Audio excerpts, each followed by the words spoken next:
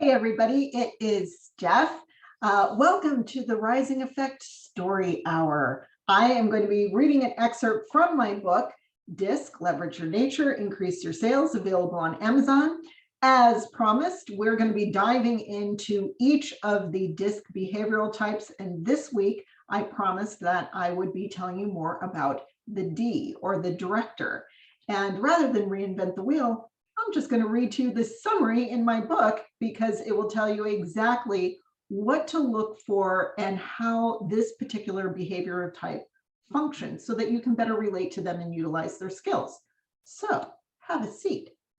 What do we want to achieve? What's the plan to achieve it? Can we reach our goal quickly? What's at stake and how much can we make? Ambitious, confident, and goal-oriented. The director is naturally a strategic thinker who most comfortably lives in big picture mode.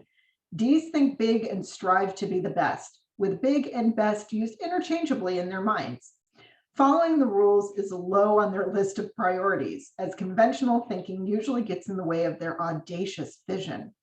A fearless group, they dive right into projects, confident in their ability to sort out the particulars later. They're most interested in building the framework and moving on to the next idea. It's someone else's job to manage the details, which sounds familiar to me. Directors must have a voice in what's going on. You will never have to pull an opinion out of them. They'll happily give it to you, whether you seek it or not. This is simply a function of how they process information and take action. Ds brainstorm, pull ideas in, mix them up, and then run with the best. They need to be in an environment that allows them to experiment, take risks, and lead the effort. Ds can be quick to anger and impatience, but there are two advantages to these emotional motivators. They usually harness their feelings into productive activity, and their interest in the future means they're far less likely to hold a grudge. The thing that's important to understand about this assertive style is that their impatience stems from feeling like they have to drag everyone towards things that are positive and constructive. Combined, S and C styles, which are opposite of D, represent 65% of the population.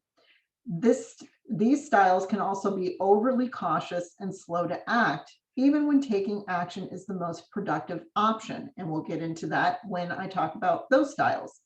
So from the D's point of view, they spend a lot of time and energy fighting against stagnation that can cripple a business, and that's very frustrating for them. So just to give you a better understanding of where sometimes that anger comes from. Think of D's as human gas pedals. Constantly creating, the high D style is all about accelerating toward the future. They feel constrained by too many details, and exploring just one idea at a time can sometimes feel boring to them.